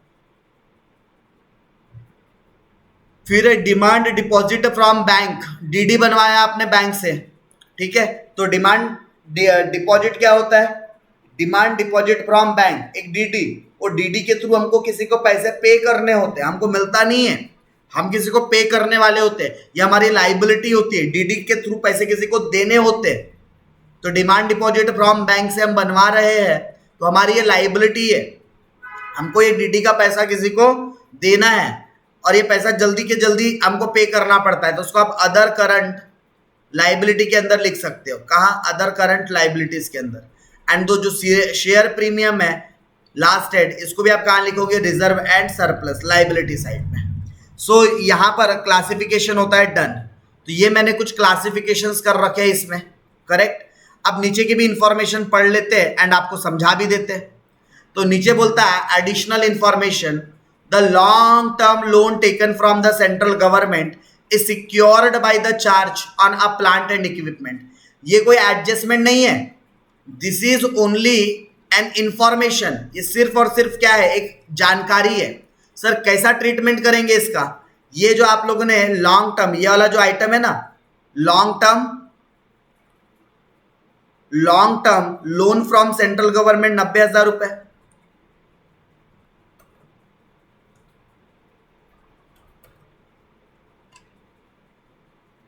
ओके, पूरा ही हाईलाइट हो गया, शायद एक एक इरेज करना पड़ेगा, हट भी नहीं रहा है, ठीक है। ये जो लॉन्ग टर्म आपको दिख रहा है, ये long term from central government 90,000 रुपए, करेक्ट। तो ये जब आप लोग लिखोगे ना, तो बस ब्रैकेट में इसके साथ एक इंफॉर्मेशन लिख देना, कौन सी, ये जो नीचे में लिखे रखी है ये वाली, the long term loan taken from central government is secured by charge on plant and equipment. ये कोई एडजस्टमेंट नहीं है, सिर्फ एक जानकारी बता रहा है कि जो आपने सेंट्रल गवर्नमेंट से लोन लिया है ना, प्लांटेड इक्विपमेंट को आपने वहां पर सिक्योरिटी के तौर पर रखा है, सिर्फ जानकारी है, this is not an adjustment. चलिए दूसरा, फिर आपको क्या बोलता है, 6% debenture have been issued by creating a floating charge on the assets of the company. Again ये जो 6% आपने जो डिबेंचर इशू कर रखा है ना, अगेन ये भी सिक्योर्ड है, बोलता है अगेंस्ट द फ्लोटिंग चार्ज, तो ब्रैकेट में बस लिख देने का फ्लोटिंग चार्ज, खत्म। ये भी कोई एडजस्टमेंट नहीं है, सिर्फ और सिर्फ क्या है, इंफॉर्मेशन, सिर्फ और सिर्फ क्या है, जानकारी, खत्म। बोलता है आगे, you are required to prepare the balance sheet, आपको बैलेंस शीट बनाना है अजमेर की, revised as per the schedule 6 of the companies act 1956। वैसे as per the revise schedule बोला है, रिवाइज मतलब कि 2013 के हिसाब से बनाना है। चलो तो ये क्वेश्चन डन। अब आप देख सकते हो यहाँ पर सॉल्यूशन भी कर रखा है, नोट्स भी बना रखा है, ठीक है। और आप यहाँ पर देख सकते हो क्लासिफिकेशंस आपके सामने ऑलरेडी किया हुआ है। अगर कुछ क्लासिफिकेशन थोड़े बहुत, जैसे मैं बोल रहा था लॉन्ग टर्म वाला कैसा करना है, तो देखो ऐसा, जहां पर भी आप लिखोगे लॉन्ग टर्म बोरोइंग में लिखते हैं उसको, तो ऐसा बस ब्रैकेट में इंफॉर्मेशन शो करना, दैट्स इट। इसी तरीके से मैंने डिबेंचर के लिए भी बोला था, यहाँ किया नहीं है, आप लोगों ने कर देना डिबेंचर में, secured by floating assets, secured by floating assets, floating assets. तो देखो आपका ये वाला जो यूनिट है ना, ये आधा से ज्यादा तो पूरा क्लासिफिकेशन पर डिपेंड है। आपने सही मायने में क्लासिफिकेशन कर लिया तो आपको इस तरीके से वर्किंग नोट बनानी पड़ती है बैक साइड में। ठीक है, ये एक हिंट है आपके लिए सॉल्यूशन का कि आपको इसके पीछे साइड में क्या भी बनाना पड़ता है, वर्किंग नोट। करेक्ट। चलिए, तो कुछ नए नए हेड्स के ऊपर डिस्कशन कर ले। ठीक है, ये वाले भी क्वेश्चन में जिस हिसाब से मुझे इंफॉर्मेशन दिख रही है, यहां पर हम लोगों को प्रॉफिट एंड लॉस अकाउंट और बैलेंस शीट दोनों चीजें बनाना होगा। वैसे तो फिलहाल में प्रॉफिट एंड लॉस की सारी इंफॉर्मेशन दिख रही है। चलो जल्दी जल्दी इसको भी क्लासिफाइड कर दे, और आपके पास ये एज अ आंसर की है तो आप लोग एक बार गो थ्रू भी कर सकते हो एज अ आंसर की इन चीजों को। करेक्ट। चलिए, तो जल्दी से स्टार्ट कीजिए, जल्दी से स्टार्ट कीजिए इसका क्लासिफिकेशन। पढ़िए आप लोग फटाफट, और पहले खुद से एक बार जल्दी से वेरी क्विकली आप लोग इसका क्लासिफिकेशन जितना फास्ट हो सकता है आप लोग सोच सोच के कीजिए। ओके, क्या बोलता है, the following ledger balances have been extracted from the books of Bokaro limited Bandra as at 31 March 2018। Okay, share transfer fees received, पहले तो बताओ इनकम है या एक्सपेंसेस है, पैसे मिल रहे हैं, इनकम है या एक्सपेंसेस है, इनकम है या एक्सपेंसेस है, इनकम है। और कहां जानी चाहिए, अदर इनकम के अंदर, कहां आनी चाहिए, ओआई अदर इनकम के अंदर। फिर है ऑपरेटिंग रेवेन्यूज, ऑपरेटिंग मतलब होता है जो डे टू डे एक्टिविटी से जो आपको पैसे मिलते हैं ना, उसको बोलते हैं ऑपरेटिंग। तो ये आपका ऑपरेटिंग रेवेन्यूज है, मिसलेनियस मतलब छोटे मोटे रिसोर्सेस से। तो इनकम है एक्सपेंसेस है, इनकम। तो इनकम में ऑपरेटिंग रेवेन्यूज को कहां लिखो, देखो रेवेन्यू फ्रॉम ऑपरेशन के नाम से पहली नंबर पे हेड आता है। क्या है, इनकम के दो ही तो गिनती के हेड है, या तो रेवेन्यू फ्रॉम ऑपरेशन में आएगा या तो अदर इनकम में आएगा। तो यहाँ बोला चला ये ऑपरेटिंग रेवेन्यू है, तो कहां डालना चाहिए आप लोगों ने, रेवेन्यू फ्रॉम ऑपरेशन के अंदर, उसको मैं शॉर्ट में आर लिख देता हूं। रॉ मटेरियल परचेस, तो ये इनकम है एक्सपेंसेस है, एक्सपेंसेस है, और परचेस के नाम से खर्चे में ऑलरेडी एक हेड दे रखा है क्या। अच्छा, बैंक का इंटरेस्ट और क्रेडिट बैलेंस है। क्रेडिट का मतलब होता है ब्याज मिलना, क्रेडिट का मतलब क्या होता है, ब्याज मिलना, ब्याज मिला है यहां पर। इनकम है एक्सपेंसेस है, इनकम है एक्सपेंसेस है, इनकम है, तो कौन सी हेड में डालना चाहिए, अदर इनकम के अंदर। एडमिनिस्ट्रेटिव सैलरी इनकम है एक्सपेंसेस है, एक्सपेंसेस, कहां डालना चाहिए इसको, employee benefit cost, employee benefit cost. Purchase of stock in trade, purchase of stock in trade, तो ये भी कहां डाल दोगे आप लोग, कहां डाल दोगे इसको भी, एक्सपेंसेस है, तो परचेस के नाम से अलग से एक हेड बना हुआ है, तो वहां जाएगा purchase of stock in trade. ठीक है। अच्छा, और ये जो रॉ मटेरियल परचेस है ना, अगर इसका क्लोजिंग स्टॉक वगैरह सब दिया होगा, अगर सब कुछ दिया होगा तो फिर इसको आप चाहो तो कॉस्ट ऑफ मटेरियल कंज्यूम्ड में भी लिख सकते हो। Opening stock of raw material plus purchase of raw material minus closing stock of raw material, अगर ये सारी इंफॉर्मेशन होंगी तो आप इसको कॉस्ट ऑफ मटेरियल कंज्यूम में भी लिख सकते हैं। इसको परचेज में ना लिखते हुए कॉस्ट ऑफ मटेरियल कंज्यूम में भी आप लोग चाहो तो लिख सकते हो। चलिए, उसके अलावा contribution to provident fund, provident fund के लिए कंट्रीब्यूशन कर रहे हैं, मतलब अगेन ये एम्प्लॉय बेनिफिट कॉस्ट है क्या, क्योंकि अल्टीमेटली प्रोविडेंट फंड में कंट्रीब्यूट कर रहे हैं तो एम्प्लॉय के बेनिफिट के लिए कर रहे हैं। करेक्ट। फिर ये टर्नओवर है, टर्नओवर का मतलब होता है सेल्स, क्या है ये, इनकम, ये क्या है, इनकम। तो इनकम में कहा जाएगा, रेवेन्यू फ्रॉम ऑपरेशन के अंदर, रेवेन्यू फ्रॉम ऑपरेशन, ये दोनों आ जाएंगे, एक दो। फिर उसके बाद है आपके पास दिवाली बोनस टू एम्प्लॉय, आपने अपने एम्प्लॉय को बोनस दे दिया, आपने अपने एम्प्लॉय को बोनस दे दिया, खर्चा है आपके लिए, एक्सपेंसेस है, कहां डालेंगे, एम्प्लॉय बेनिफिट कॉस्ट के अंदर। इंटरेस्ट ऑन बैंक ओवरड्राफ्ट, आपने बैंक ओवरड्राफ्ट के ऊपर क्या पेड किया है, बोलता है ब्याज, इंटरेस्ट पेड किया है, इनकम है एक्सपेंसेस है, एक्सपेंसेस है। और कहाँ आना चाहिए, फाइनेंस कॉस्ट, एफसी के अंदर फाइनेंस कॉस्ट। फिर डिस्काउंट फ्रॉम सप्लायर, सप्लायर से हमको डिस्काउंट मिला है, और डिस्काउंट मिलना हमारे लिए इनकम होता है, एक्सपेंसेस होता है? डिस्काउंट मिलना इनकम होता है, एक्सपेंसेस होता है? इनकम होता है। तो डिस्काउंट फ्रॉम सप्लायर इनकम है, कौन से हेड में डाल देंगे? Other income. कहां डाल देंगे? Other income. Other borrowing cost, उधार पैसा लिया आपने, उसके लिए और खर्चे हो गए, तो ये भी क्या है? एक्सपेंसेस।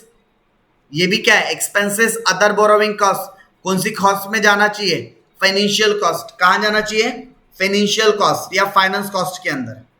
फिर है डेप्रिसिएशन ऑन व्हीकल, तो डेप्रिसिएशन ऑन व्हीकल भी क्या है? एक्सपेंसेस है क्या?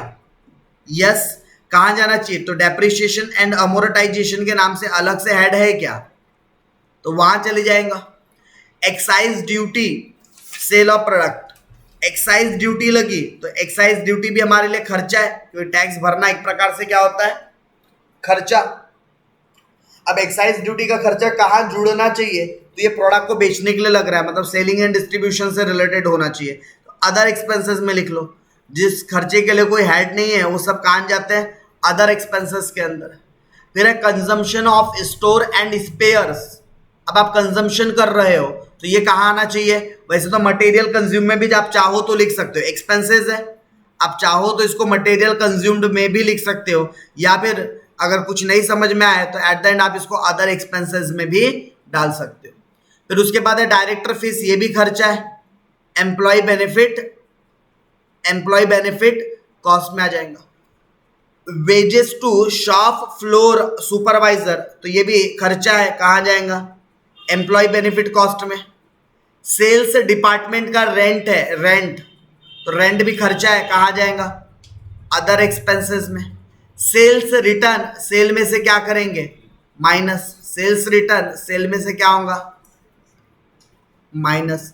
मोटिव पावर, बड़े लेवल पर जो इलेक्ट्रिसिटी या फिर पावर की जरूरत पड़ती है, ये कहाँ आना चाहिए? Motive power. तो दो ऑप्शन आपके पास, या तो मटेरियल कंज्यूम्ड में डाल दो या तो अदर एक्सपेंसेस में डाल दो। दोनों आपके लिए खुले ऑप्शन है, दोनों में से जहां डालना है आप डाल सकते हो। मैंने अदर एक्सपेंसेस में डाल दिया।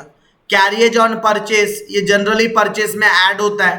कैरियज ऑन परचेस है, जनरली क्या होता है? ये परचेस में ऐड होता है। तो ये खर्चे को हमने क्या करना चाहिए? परचेस में ऐड कर देना चाहिए।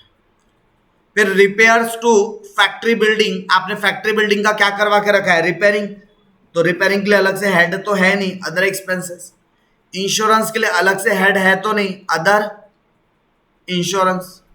इंटरेस्ट ऑन इन्वेस्टमेंट, इन्वेस्टमेंट पर हमको ब्याज मिलेगा, इन्वेस्टमेंट पर अपने को ब्याज मिलेगा। इनकम है तो अदर इनकम में, इनकम अदर इनकम। फिर rates and taxes, rates and taxes, तो रेट्स एंड टैक्सेस भी अदर एक्सपेंसेस, खर्चा है। Staff welfare expenses, employee benefit cost, interest on debenture finance cost, commission earned other income,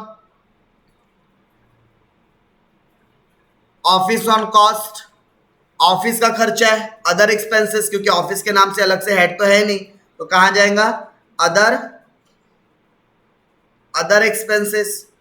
फिर है miscellaneous expenses, ये भी other expenses. Return to supplier, अब हम वापस कर रहे हैं अपने सप्लायर को, तो ये कौन सा रिटर्न होना चाहिए? परचेस रिटर्न, तो परचेस में से क्या कर देंगे? माइनस। फिर उसके अलावा डिविडेंड ऑन शेयर्स, शेयर्स पर डिविडेंड मिल रहा, अदर इनकम। और interest received on fixed deposit, interest received on fixed deposit, ये भी हमारी इनकम है, other income. Done. Classification done. Classification में कोई हेड जो क्लासिफिकेशन करते वक्त आपको समझ में नहीं आया, पूछिए। कोई क्लासिफिकेशन के समय कोई हेड जो आपको समझ में नहीं आया, पूछिए।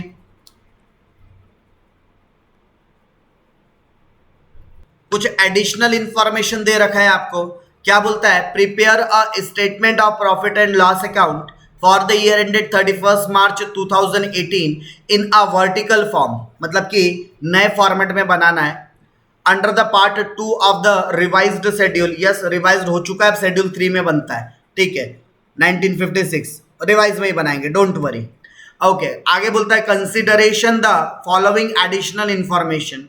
आप लोगों को देखो रॉ मटेरियल का ओपनिंग और क्लोजिंग दे रखा है, फिनिश गुड्स का ओपनिंग और क्लोजिंग दे रखा है, ठीक है, और WIP का ओपनिंग और क्लोजिंग दे रखा है, और स्टॉक एंड ट्रेड का ओपनिंग एंड क्लोजिंग दे रखा है।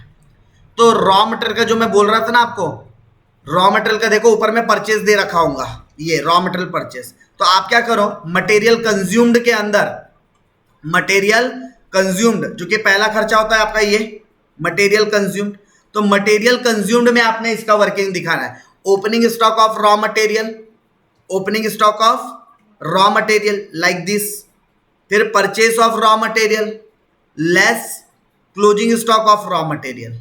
ये आप लोगों ने कभी अगर कभी आप लोगों ने कॉस्ट शीट बनाया होगा ना, कॉस्ट शीट अकाउंटिंग के अंदर, तो वहां ऐसा करते हैं same. Opening stock of raw material plus purchase of raw material minus closing stock of raw material. लेकिन अगर परचेस के साथ अगर आपको परचेस रिटर्न दे रखा है तो ऑब्वियस है वो भी माइनस करेंगे, करेक्ट। और अगर परचेस के ऊपर कोई खर्चे दे रखा है तो वो खर्चों को जोड़ देंगे। जैसे यहाँ पर परचेस के ऊपर कौन सा खर्चा था, कैरियज का खर्चा था या कार्टेज का खर्चा था, ठीक है, कैरियज या कार्टेज का कोई खर्चा दिया हुआ था, कैरियज या कार्टेज ऑन परचेस करके कहां दिया था,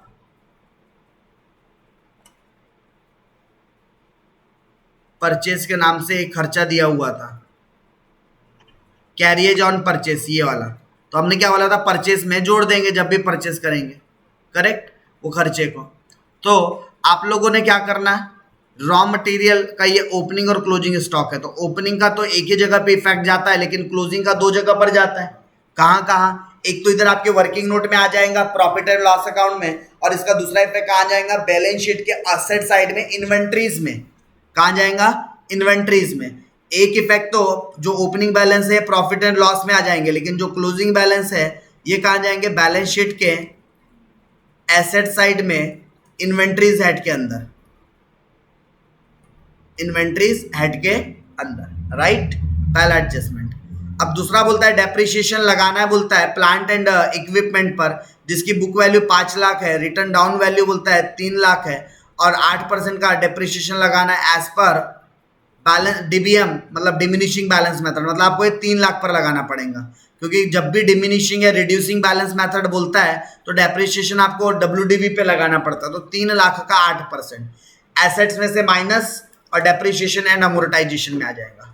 और जो लास्ट हेड है ये पूरा क्वेश्चन सॉल्व होने के बाद निकलेगा। जब पूरा क्वेश्चन सॉल्व होगा सो आप लोगों को जो income tax to be provided 50% of profit ना, ये वाला पॉइंट सबसे आखिरी में सॉल्व करेंगे। आप लोग क्या करोगे, पूरा क्वेश्चन सॉल्व कर लोगे, टोटल आपके पास इनकम निकल जाएंगी, ठीक है, राइट। टोटल क्या निकल जाएंगे आपके पास, इनकम, टोटल एक्सपेंसेस।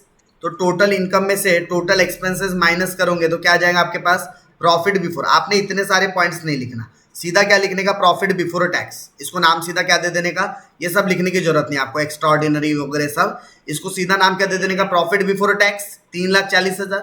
और इस 3,40,000 का 50% क्या निकल जाएगा, 50% क्या निकल जाएगा, टैक्स। तो 3,40,000 का 50% कितना होता है, 1,70,000। कितना होता है, 1,70,000। तो बचेगा कितना बैलेंस, 1,70,000। That's it, finish. अच्छा, और ये 1,70,000 का दूसरा इफेक्ट प्रोविजन फॉर टैक्स के नाम से अगर बैलेंस शीट बनता तो दूसरा इफेक्ट बैलेंस शीट में जाता, कहाँ, वो शॉर्ट टर्म प्रोविजंस के अंदर अगर बनती बैलेंस शीट। तो इस क्वेश्चन में बैलेंस शीट बनने वाली नहीं थी, राइट। तो done classification of question number 2। Question number 2 जहां सिर्फ और सिर्फ आपको PL की इंफॉर्मेशन दे रखा था और उसके लिए आपको हेड्स क्लासिफिकेशन दे रखा था, ठीक है। ये जो भी आप क्वेश्चंस देख रहे हो ना, ये वेरी लॉन्ग क्वेश्चंस है, बहुत बड़े बड़े क्वेश्चंस है। अगर आप लोगों ने इन क्वेश्चंस को भी दिमाग में सेट कर लिया ना, फिर एग्जाम में जो क्वेश्चन आएगा मोस्ट ऑफ द इससे अंदर के क्वेश्चंस आने वाले, मतलब हेड जो आएंगे इसके अंदर के हेड्स ही रहेंगे। मैं अभी नेक्स्ट क्वेश्चन नंबर 3 स्टार्ट करने से पहले ना आपको पेपर्स को लेकर कुछ छोटे छोटे टिप्स दे दूं। जैसे मॉड्यूल नंबर 5 आप सभी को पता है बड़ा छोटा सा है और उसके सॉल्यूशन को भी 10 से 12 मिनट उसके ऊपर नहीं लगते, 10 से 12 मिनट के ऊपर नहीं लगते मॉड्यूल 5।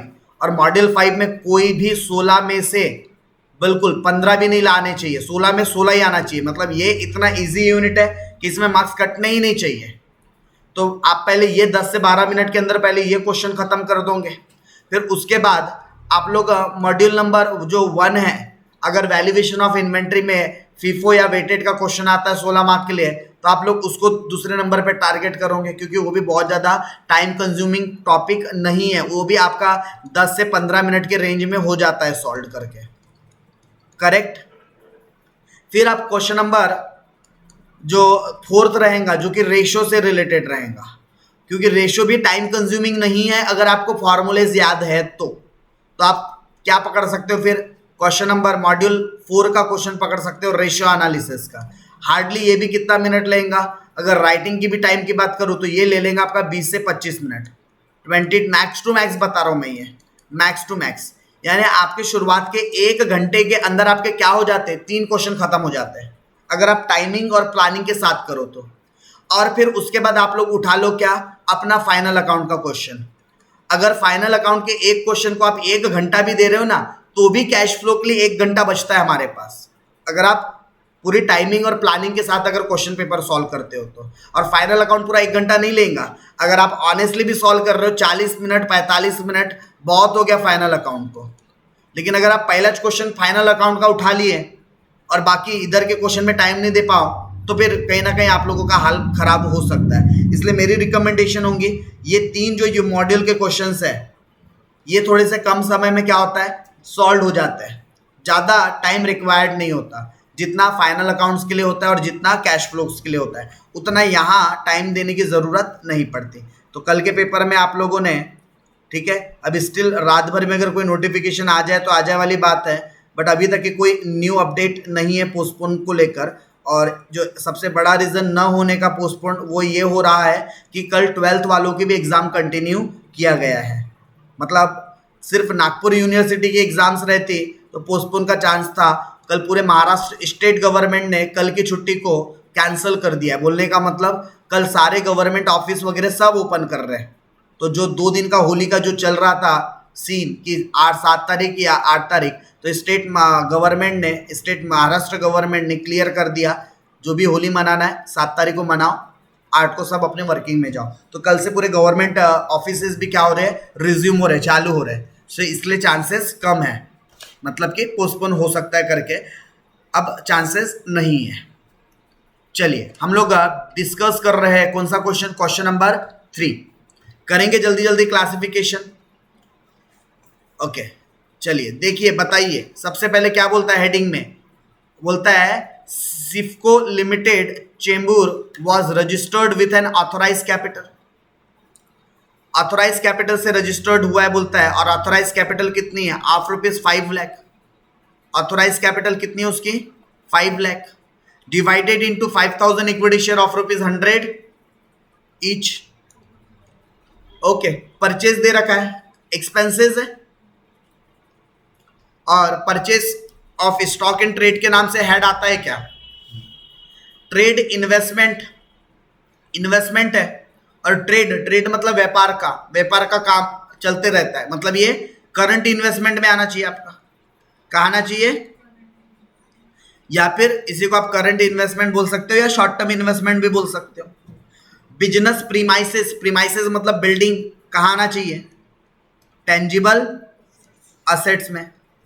फिर उसके अलावा रॉ मटेरियल स्टॉक दे रखा है 1 अप्रैल का, ओपनिंग स्टॉक है क्या, तो ये ओपनिंग स्टॉक का हम लोग यूज कहाँ कर लेंगे, वो हम लोग जो पहला point cost of material consumed, cost of material consumed, CMC, cost of material consumed. Okay, वहां पर ये ओपनिंग स्टॉक आ जाएगा। डेफिनेटली आगे चल के हमको क्लोजिंग भी मिल सकता है, और ये परचेज भी हम लोग क्या करेंगे, परचेज को भी यही कॉस्ट ऑफ मटेरियल कंज्यूम में ले लेंगे, opening stock of raw material plus purchase of raw material minus closing stock, तो आगे चल के क्लोजिंग भी आएगा, तो आप मटेरियल कंज्यूम्ड निकाल सकते हो। फ्रेट आउटवर्ड इसको अदर एक्सपेंसेस में डाल देना, बिकॉज ये सेलिंग एंड डिस्ट्रीब्यूशन से रिलेटेड है। उसके अलावा salary and wages employee benefit cost में, फिर है मोटर व्हीकल टेंजिबल असेट्स में, tangible assets, staff welfare expenses employee benefit cost में। Repairing to the building, repairing to the building, other expenses, repair करना खर्चा है। देखो यहाँ बिल्डिंग देख के टेंजिबल पे मत जंप कर लेना, ये रिपेयरिंग है, ये बिल्डिंग नहीं है, खर्चा है, कहाँ जाएगा, other expenses. Cash and cash in hand कहाँ जाएगा, कैश एंड कैश इक्विवेलेंट में, सीसीई। फिर उसके अलावा बैंक बैलेंस, ये भी कहाँ जाएगा, CCE, cash and cash equivalent. फिर sales return, revenue from operation में आप सेल्स लिखोगे, उस सेल में से क्या कर देंगे, माइनस। ट्रेड रिसीवेबल कहाँ जाएगा, ट्रेड रिसीवेबल के नाम से हेड ही है अलग से। फ्रेट इनवर्ड, तो फ्रेट इनवर्ड आपका कॉस्ट ऑफ मटेरियल कंज्यूम्ड जो लिखोगे उसमें ऐड कर देना है परचेस में, कॉस्ट ऑफ मटेरियल कंज्यूम में ले जाकर क्या करोगे, परचेस में ऐड।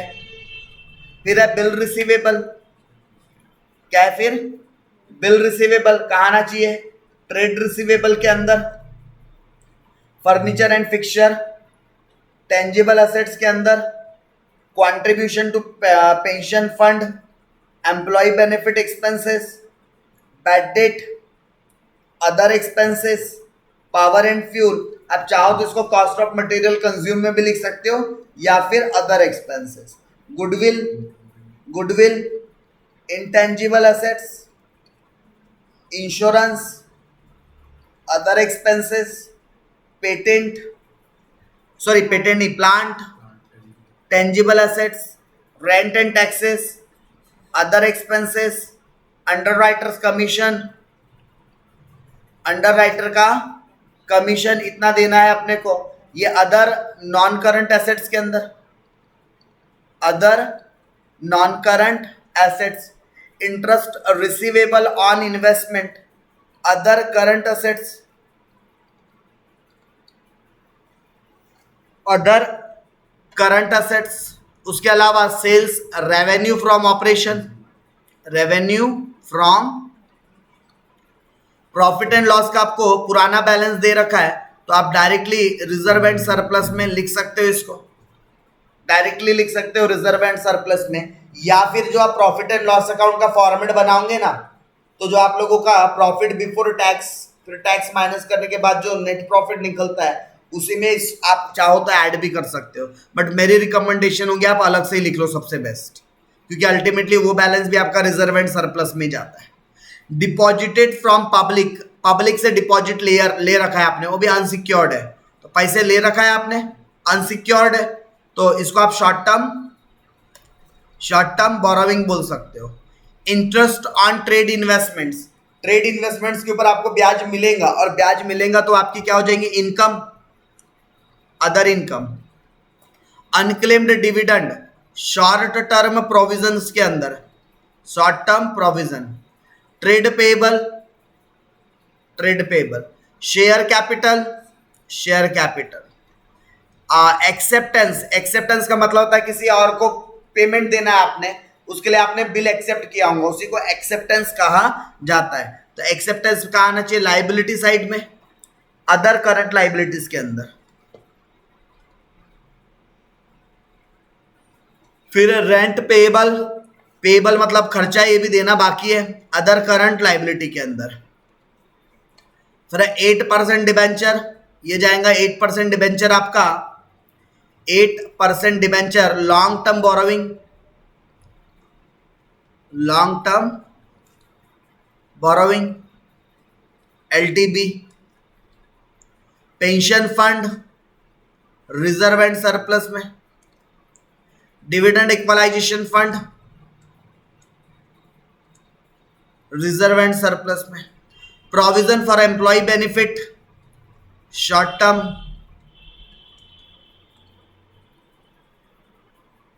फिर परचेस रिटर्न, परचेस में से minus. Sundry income received in advance, कोई पैसा है जो आपको क्या हो गया, एडवांस में मिल गया, liability, other current liability. Capital reserve, reserve and surplus. Other operating revenue, revenue from operation. फिर debenture redemption reserve, reserve and surplus. Miscellaneous income received, other income, bank overdraft, bank overdraft, bank overdraft liability है, borrowing से आपकी, short term borrowing, और bank interest, bank interest, अभी bank interest आपने paid किया होगा expenses में, फाइनेंस कॉस्ट क्या होगा, फाइनेंस कॉस्ट। चलिए, तो क्लासिफिकेशन डन। अब क्लासिफिकेशन के बाद क्या दिया हुआ है आपको, एडजस्टमेंट। क्या बोलता है, स्टॉक ऑफ रॉ मटेरियल, तो ये आपका एक इफेक्ट कहाँ जाएगा, प्रॉफिट एंड लॉस में, प्रॉफिट एंड लॉस में कहाँ जाएगा, कॉस्ट ऑफ मटेरियल कंज्यूम में माइनस करेंगे। और इसका दूसरा इफेक्ट कहाँ जाएगा, बैलेंस शीट में, बैलेंस शीट में इन्वेंट्री के नाम से अलग से हेड दे रखा है। ओके, तो पहला पॉइंट डन। फिर दूसरा पॉइंट क्या बोलता है, interest on debenture is outstanding for the year, पूरे साल भरे का ब्याज देना बाकी है बोलता है। तो ये देखो, डिबेंचर कितने के थे आपके, 50,000 के, उस पर कितना ब्याज भरना था आपने, 50,000 पे कितना ब्याज भरना था, 50,000 का 8% कितना होता है, 4,000। तो ये 4,000 ब्याज देना बाकी है। पहले तो अमाउंट कैलकुलेट किया हमने कि भैया ब्याज देना कितना बाकी था, क्या कैलकुलेट किया पहले हमने, 50,000 का 8% निकाल कर देखा, कितना आया, 4,000, कितना आया, 4,000। और ये 4,000 देने बाकी है, तो इसके दो इफेक्ट कहाँ कहाँ जाएंगे, एक तो पीएल में और दूसरा बैलेंस शीट में। तो पीएल में कहाँ जाएगा, फाइनेंस कॉस्ट में, फाइनेंस कॉस्ट, और बैलेंस शीट में कहाँ जाएगा, बैलेंस शीट में कहाँ जाएगा, लॉन्ग अदर करंट लाइबिलिटी के अंदर, अदर करंट लाइबिलिटी के अंदर, करेक्ट। फिर नेक्स्ट पॉइंट है डेप्रिसिएशन को लेकर, depreciation 5% per annum on a business premises and motor vehicle as per straight line method, मतलब जो भी उसके ओरिजिनल वैल्यू होंगी माइनस कर देंगे, उसका परसेंटेज निकालकर 5। और दूसरा पीएल के डेबिट में डेप्रिसिएशन एंड अमोर्टाइजेशन के नाम से। दो इफेक्ट कहाँ कहाँ जाएंगे इसके, एक पीएल में, एक बैलेंस शीट में। पीएल में किस नाम से आ जाएगा, डेप्रिसिएशन एंड अमोर्टाइजेशन, और बैलेंस शीट में, बैलेंस शीट में टेंजिबल एसेट से क्या करेंगे, माइनस करेंगे, करेक्ट। फिर डी पॉइंट क्या बोलता है, provision for bad and doubtful debts to be made 5% on trade receivable, trade receivable का 5% निकालना है, ठीक है, निकाल लेना। तो इसका दो इफेक्ट कहाँ, एक पीएल में और दूसरा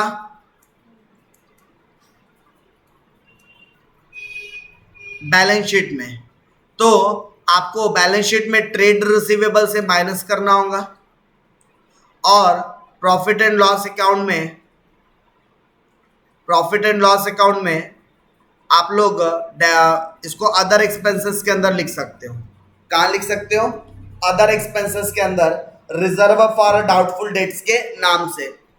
फिर उसके बाद पांचवा पॉइंट है आपके पास, director proposed dividend 8% on equity paid up. तो पहले आपको इक्विटी पेड अप निकालना पड़ेगा, कैसे निकलेगा, तो देखो शेयर कैपिटल कितना था आपके पास, 3.5 लाख रुपए का। और क्या कहीं पर कॉल्स इन अरियर दे रखा है क्या, इस क्वेश्चन में कहीं पर भी कॉल्स इन अरियर दे रखा है क्या, नो सर नहीं दिया है सर कॉल्स इन अरियर, तो कोई बात नहीं, 3.5 लाख का 8% निकाल लो, कितना आता है, 3.5 लाख का 8% कितना होता है, 28,000, कितना होता है, 28,000। तो इसके दो इफेक्ट कहाँ कहाँ जाएंगे, एक जाएगा प्रॉफिट एंड लॉस अकाउंट में, ठीक है, नेट प्रॉफिट निकलने के बाद, जो टैक्स वगैरह माइनस करने के बाद, और दूसरा इफेक्ट जाएगा इसका आपका अदर करंट लाइबिलिटीज के अंदर। और लास्ट पॉइंट बोलता है प्रोवाइड ₹21,100 फॉर टैक्सेशन, तो ये भी आप 21,100 माइनस, ठीक है, 21,100 प्रोवाइड फॉर टैक्सेशन बोला है, तो 21,100 क्या कर देंगे हम लोग, इतना एक इफेक्ट जाएगा आपका, जो प्रॉफिट एंड लॉस अकाउंट बनाओगे तो नीचे में नेट प्रॉफिट आफ्टर टैक्स निकलने के बाद। और दूसरा इफेक्ट जाएगा इसका, दूसरा इफेक्ट जाएगा बैलेंस शीट में लाइबिलिटी साइड में, शॉर्ट टर्म प्रोविजंस के अंदर, डन। अब यही उस सारी चीजों का सॉल्यूशन करके यहां पर दे रखा है, ये उसकी पूरी डिटेलिंग्स है। यहां पर आकर आपका क्वेश्चन नंबर 3 क्या होता है, खत्म। ठीक है, तो ये था किसके बारे में, क्वेश्चन नंबर 3 के बारे में।